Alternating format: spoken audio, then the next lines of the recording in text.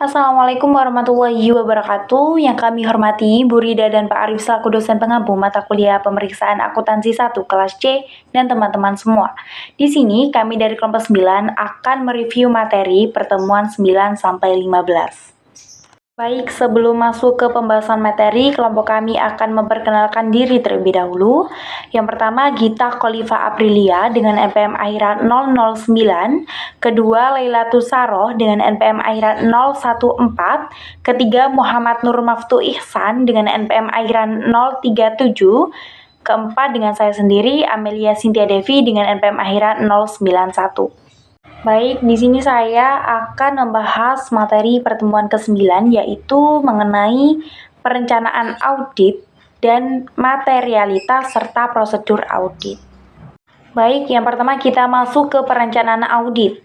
Perencanaan audit sendiri merupakan proses penting yang menentukan ruang lingkup, tujuan, dan strategi audit untuk memastikan bahwa audit dilakukan secara efisien dan efektif. Hal ini juga termasuk mengidentifikasi risiko, kemudian menentukan biaya audit serta sumber daya yang diperlukan, dan membuat rencana kerja terperinci. Selain itu juga untuk mendapatkan bahan bukti yang kompeten. Langkah-langkah dalam kegiatan perencanaan audit adalah memahami bisnis industri klien. Di sini ada informasi yang harus didapatkan. Yang pertama ada kondisi ekonomi secara umum, kedua industri di mana klien menjalankan usahanya, ketiga rasio-rasio keuangan rata-rata industri, dan yang keempat entitas klien. Selanjutnya yaitu mengenai penerimaan klien. Penerimaan klien ke dalam praktik audit merupakan langkah pertama yang penting dalam mengevaluasi apakah kantor akuntan akan menerima klien baru. Hal ini mencakup analisis risiko, kemudian kepatuhan terhadap standar etika dan independensi, serta evaluasi keuangan dan reputasi klien. Berikutnya yaitu memahami bisnis klien. Dalam menjalankan proses audit, auditor perlu mengumpulkan informasi untuk memahami entitas dan lingkungannya. Hal ini mencakup pemahaman tentang lingkungan persaingan di mana klien beroperasi, serta hubungan mereka dengan pemasok dan pelanggan. Auditor juga harus akrab dengan regulasi yang mempengaruhi klien, termasuk standar akuntansi yang mereka gunakan. Selain itu juga penting bagi auditor untuk memahami model bisnis klien, yang mencakup bagaimana mereka menciptakan, memelihara, dan memberikan nilai keuangan kepada pemangku kepentingan mereka. Selanjutnya yaitu mengenai prosedur analitikal awal. Prosedur analitis awal merupakan teknik audit yang digunakan untuk mengevaluasi konsistensi dan signifikasi informasi keuangan klien. Hal ini melibatkan pembandingan angka-angka keuangan dengan angka-angka historis dan tren industri. Proses ini membantu auditor dalam mengidentifikasi pola yang tidak biasa yang memerlukan penyelidikan lebih lanjut selama audit. Prosedur analitis dapat dilaksanakan pada salah satu dari ketiga waktu selama penugasan. Yang pertama, prosedur analitis diwajibkan pada tahap perencanaan untuk menentukan sifat, luas, dan penetapan waktu prosedur audit. Yang kedua, prosedur analitis seringkali dilakukan selama tahap pengujian audit sebagai uji substantif yang mendukung saldo akun. Yang ketiga, prosedur analitis juga diwajibkan selama tahap penyelesaian audit.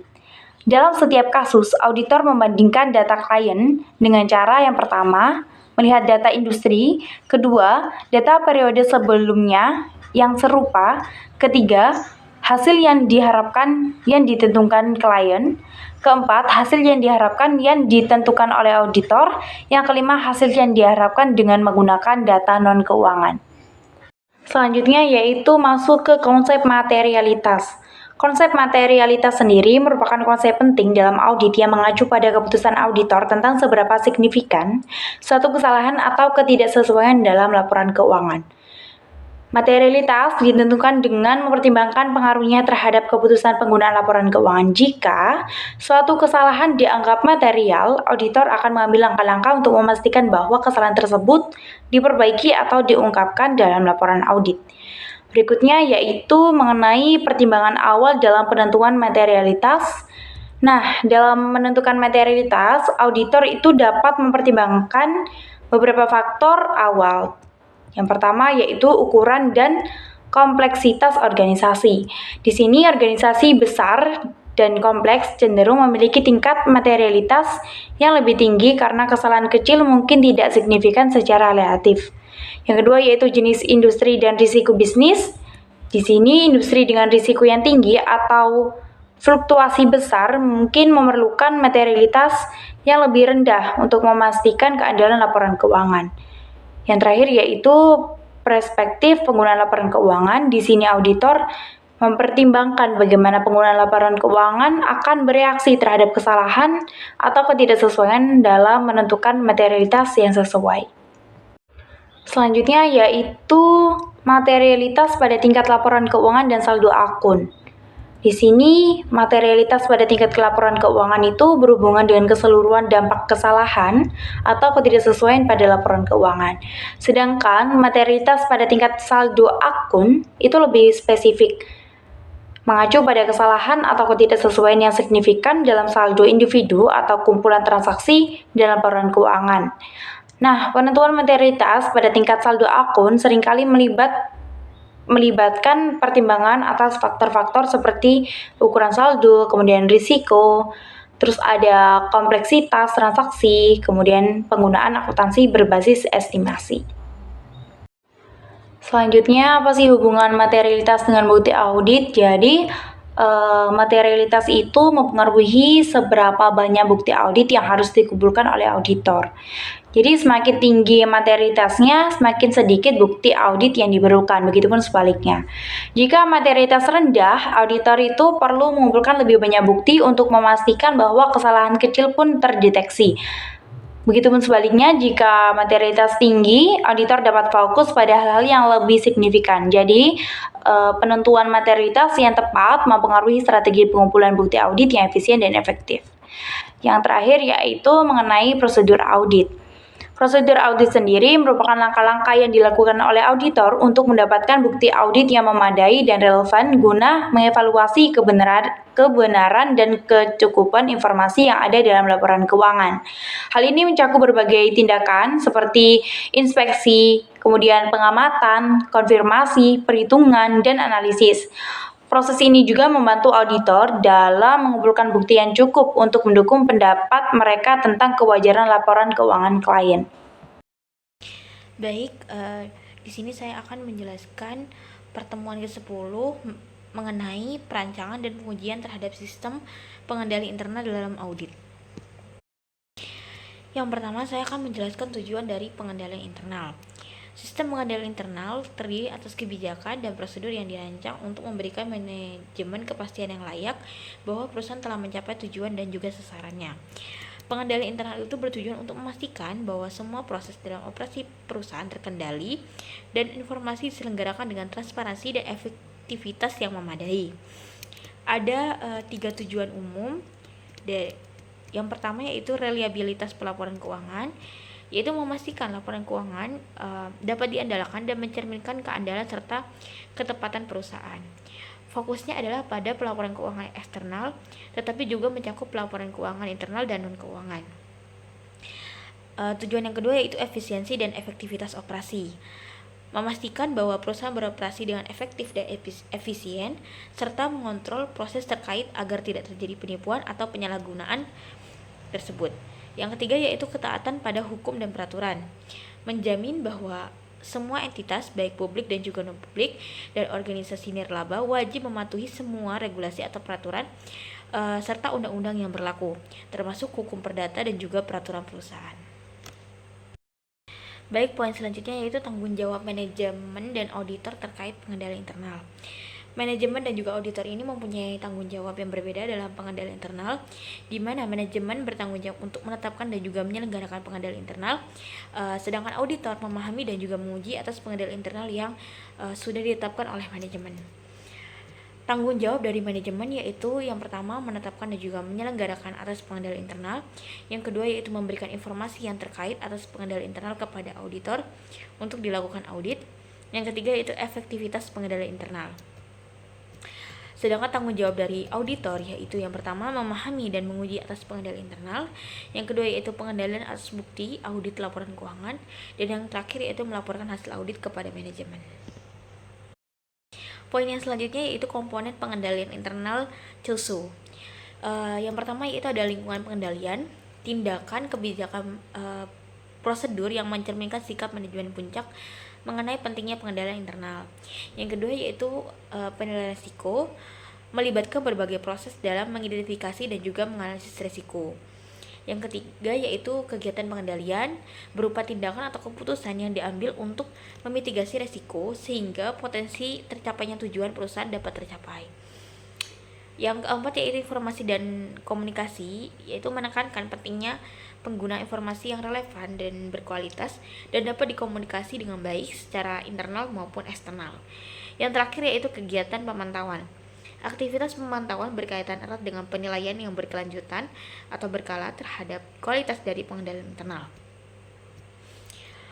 Poin selanjutnya yaitu pengendalian internal terhadap teknologi dan juga informasi. Standar audit itu menggambarkan dua kategori kontrol untuk sistem teknologi informasi, yaitu kontrol umum dan juga kontrol aplikasi. Kontrol umum ini berlaku untuk semua aspek fungsi IT, termasuk administrasi IT, pemeriksaan tugas IT, pengembangan sistem, dan lain-lain. Mempunyai pengaruh pada seluruh perusahaan dan berbagai aplikasi perangkat lunak.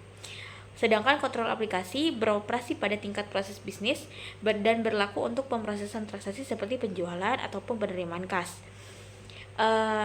Kontrol aplikasi ini harus dievaluasi untuk setiap kelas transaksi atau akun yang ingin dikurangi resikonya. Kontrol umum ini juga ada beberapa macam, yaitu yang pertama administrasi IT, yaitu sikap manajemen mempengaruhi pentingnya IT dalam organisasi. Yang kedua yaitu pemisahan tugas IT. Untuk mencegah penyalahgunaan, maka tugas-tugas IT ini harus dipisahkan.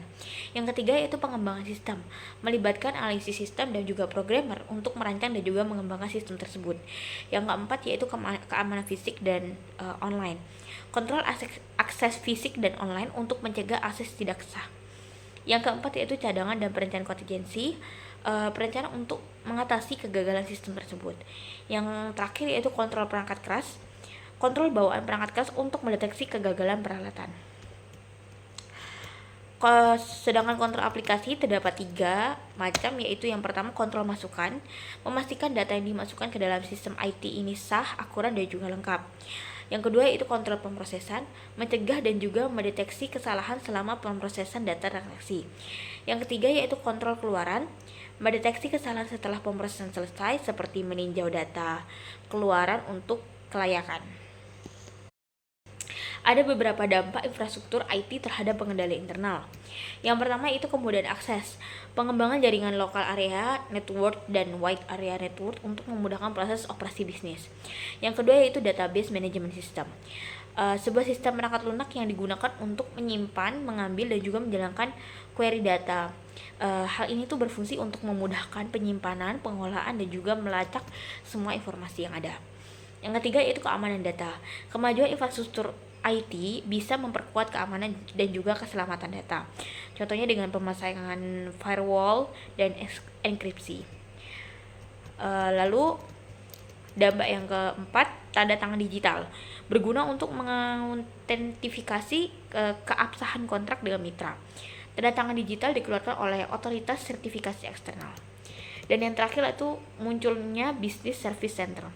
Perusahaan seringkali melakukan outsourcing seperti layanan komputasi, awan, dan penyedia layanan atau ASP.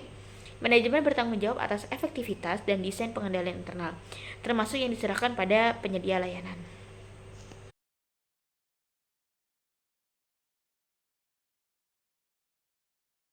Baik, perkenalkan nama saya Muhammad Firsa dari M037. Pada kesempatan kali ini saya akan menjelaskan mengenai materi pada pertemuan ke-11 tentang kertas kerja pemeriksaan dan juga bukti audit. Yang pertama kita harus tahu tentang definisi dari kertas kerja pemeriksaan itu sendiri. Definisinya adalah suatu catatan perencanaan auditor, prosedur audit yang dilaksanakan dan juga kesimpulan yang diambil dari bukti audit yang diperoleh. Kertas kerja itu nantinya akan menjadi suatu dasaran atau acuan bagi auditor untuk menghasilkan suatu kesimpulan. Nah, kertas kerja pemeriksaan ini itu dapat bisa berupa dalam media kertas, media elektronik, dan juga media lainnya. Adapun jenis-jenis dalam kertas kerja pemeriksaan yang pertama adalah permanent audit file. Berarti suatu kertas kerja yang berisikan suatu informasi yang bersifat historis ataupun berkelanjutan. Nah, dalam kertas kerja ini, akan menyediakan informasi yang bisa dilakukan untuk menyelesaikan audit yang terus diminati. Isinya itu adalah informasi tentang struktur hukum dan juga organisasi suatu entitas, salinan dokumen hukum penting, perjanjian dan notulenz, analisis akuntan sebelumnya, dan juga informasi mengenai industri. Lalu yang kedua adalah jenis kertas-kertas pemeriksaan yang current audit file. Berarti informasi yang berlaku pada tahun audit. Jadi memuat informasi yang berlaku pada tahun yang diaudit. Nah, kertas kerja current ini akan mencakup tentang informasi ringkasan klien seperti deskripsi klien, industri klien, pengendalian internal klien, dan juga materi auditor. Biasanya materinya itu akan berisikan tentang bukti proses perencanaan, bukti penilaian risiko bawaan dan risiko pengendalian, ada catatan tentang prosedur audit dan hasil prosedur tersebut, ada juga salinan catatan permasalahan audit yang dapat dikomunikasikan, ada juga salinan komunikasi dengan pihak lainnya, ada juga analisis transaksi dan saldo akuntansi, serta salinan laporan keuangan dan juga laporan auditor.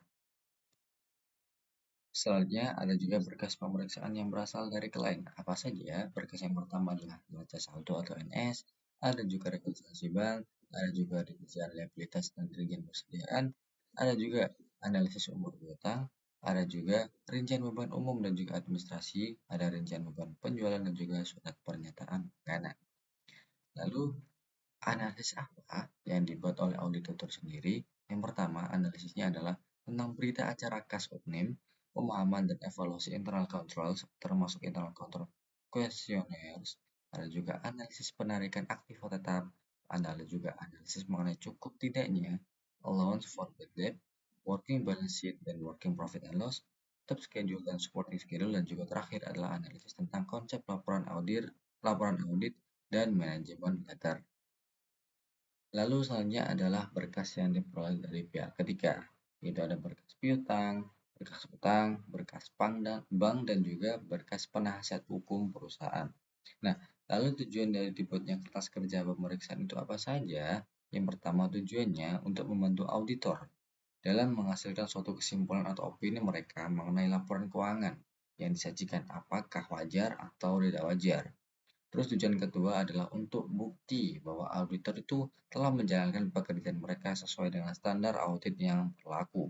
Terus yang ketiga tujuannya yaitu sebagai referensi apabila nantinya ada pertanyaan maupun klarifikasi yang diajukan oleh pihak eksternal. Gitu. Nah, lalu ada juga kriteria pembuatan kertas kerja pemeriksaan yang baik. Kriterianya yang pertama apa? Yaitu harus ada tujuannya. Jadi kertas kerja pemeriksaan yang baik itu harus berisikan tentang tujuan yang pasti, tujuan yang jelas, supaya nantinya bisa diketahui pembuatannya itu untuk apa. Yang kedua, tidak boleh menulis kembali kertas pemeriksaan. Terus yang ketiga, kertas kerja pemeriksaan itu harus diindeks atau cross index. Terus yang keempat, tiap pertanyaan yang muncul pada review notes itu harus terjawab. Jadi seluruh pertanyaan-pertanyaan yang ada tidak boleh ada satupun yang terlewat. Jadi semuanya harus terjawab. Ada juga kertas kerja pemeriksaan itu harus rapi dan bersih, mudah dibaca dan juga jelas, serta bahasa yang digunakan itu harus baik. Dan juga harus ada daftar isi dan juga indeks yang ada dalam kertas kerja pemeriksaan. Lalu, status pemilikan dan penyimpanan kertas kerja pemeriksaan. ISA atau ISE 230 menyatakan bahwa kertas kerja itu umumnya dianggap sebagai punyanya si auditor. Lalu, walaupun separuh atau sebagian kertas kerja akuntan publik itu digunakan sebagai sumber referensi bagi kliennya, tapi kertas kerja tersebut tidak bisa dianggap sebagai bagian atau pengganti dari catatan akuntansi klien tersebut. Terus, bila ada pihak lain yang ingin meminjam atau melakukan review ulang terhadap kertas kerja pemeriksaan tersebut, akan baru bisa diberikan ketika si kliennya itu sudah setuju. Jadi nggak boleh semena-mena kita menyerahkan kertas kerja pemeriksaan hasil dari audit si klien. Terus akuntan publik itu juga harus mengambil langkah-langkah yang tepat untuk menjaga keamanan kertas kerja pemeriksaan dan juga harus menyimpannya di tempat yang aman dan juga sesuai dengan peraturan yang berlaku. Nah, lalu ada juga bukti-bukti dari audit. ada sekitar 8 bukti audit yang ditampilkan. Yang pertama ada bukti analitis, bukti fisik, bukti matematis, bukti konfirmasi, observasi, bukti pernyataan tertulis, ada bukti pengerjaan ulang, dan juga yang terakhir adalah bukti elektronik. Jadi seluruh bukti tersebut itu bisa digunakan dalam memperoleh suatu audit, sehingga nantinya ketika melakukan proses audit bisa mengumpulkan bukti-bukti dari bukti-bukti yang sudah dijelaskan di PPT tersebut. Lalu keputusan atas bukti audit. Prosedur audit mana yang digunakan? Nah, kita harus tahu dulu nih, prosedur audit itu ialah suatu instruksi yang rinci yang nantinya akan menjelaskan bukti audit yang akan diperoleh selama audit. Lalu, berapa sih ukuran sampel yang harus dipilih untuk prosedur tertentu? Nah, ukuran sampelnya sendiri itu tiap prosedur tentunya bervariasi tergantung dari karakteristik klien, mulai dari tingkat pengendalian otomatisnya dan juga tingkat asuransi yang diperlukan dari prosedur. Ada juga keputusan yang ketiga, item apa atau item mana yang harus dipilih dari populasi. Nah, jadi setelah menentukan ukuran sampel, auditor itu harus memutuskan item mana di dalam populasi yang akan diuji. Lalu yang keputusan yang terakhir ialah kapan atau kapan harus melaksanakan prosedur. Jadi, waktu prosedur audit itu bisa bervariasi dari awal periode akuntan hingga setelah periode akuntansi berakhir. Nah, tapi sebagian keputusan waktu itu dipengaruhi oleh kapan klien butuh audit untuk diselesaikan. Lalu selanjutnya adalah jenis bukti audit. Yang pertama pemeriksaan fisik, berarti suatu pemeriksaan oleh auditor atas aset yang berwujud. Yang kedua adalah jenis konfirmasi, berarti menjelaskan penerimaan tanggapan tertulis langsung dari pihak ketiga yang melakukan verifikasi keakuratan informasi yang diminta oleh auditor. Terus ada juga inspeksi, yakni pemeriksaan auditor terhadap dokumen dan juga catatan klien untuk mendukung informasi yang seharusnya atau dimasukkan di dalam laporan keuangan. Ada juga prosedur analitikal, yang mana melakukan evaluasi informasi keuangan melalui analisis hubungan yang masuk akal antara data keuangan dan juga non-keuangan. Lalu jenis bukti audit selanjutnya adalah pertanyaan klien. Jadi pertanyaan dari suatu klien itu bisa dijadikan menjadi bukti dalam melakukan proses audit. Jadi pertanyaan klien itu ialah kita memperoleh informasi tertulis atau secara lisan dari klien sebagai tanggapan atas pertanyaan dari auditor. Terus ada juga perhitungan ulang, yakni yang melibatkan pengecekan ulang sampel perhitungan yang dibuat oleh klien. Terus ada juga kinerja ulang, yakni pengujian independen auditor terhadap prosedur atau pengendalian akuntansi klien yang pada awalnya itu dilakukan sebagai bagian dari sistem akuntansi dan pengendalian internal entitas. Dan yang terakhir adalah observasi, yang terdiri dari melihat proses atau prosedur yang dilakukan oleh orang lain. Lalu untuk selanjutnya adalah prosedur analitikal. Jadi prosedur analitikal itu bisa dijalankan pada salah satu dari 3 waktu selama penugasan. Yang pertama, prosedur analitikal itu diperlukan di dalam tahap perencanaan sebagai bagian dari prosedur penilaian risiko, guna untuk memahami bisnis dan juga industri dari si klien, serta membantu dalam menentukan sifat ruang lingkup dan waktu dari prosedur audit. Terus yang kedua adalah melakukan prosedur analitikal itu sering dilakukan selama tahap pengujian audit sebagai tes substantif untuk mendukung saldo akun. Terus yang terakhir, prosedur analitikal itu juga dibutuhkan selama tahap penyelesaian audit. Dan yang terakhir adalah jenis prosedur analitikal. Jenis-jenisnya itu adalah membandingkan data klien dengan data industri, membandingkan data klien dengan data periode sebelumnya yang serupa, membandingkan data klien dengan hasil yang diharapkan klien, serta membandingkan data klien dengan hasil yang diharapkan oleh auditor. Selanjutnya kita akan membahas tentang materi pertemuan 15, yaitu kewajiban hukum terkait kegagalan audit. Materi yang pertama yaitu tentang perubahan lingkungan hukum yang dipengaruhi oleh beberapa faktor berikut. Faktor pertama, ada peningkatan kesadaran para pengguna laporan keuangan akan tanggung jawab akuntan publik. Yang kedua, ada peningkatan kesadaran divisi-divisi Securities and Exchange Commission atau SEC mengenai dengan kewajibannya melindungi kepentingan para pemegang saham. Yang ketiga, auditing dan akuntansi semakin kompleks karena ada faktor-faktor seperti meningkatnya ukuran usaha, globalisasi usaha, dan intrik-intrik operasi usaha.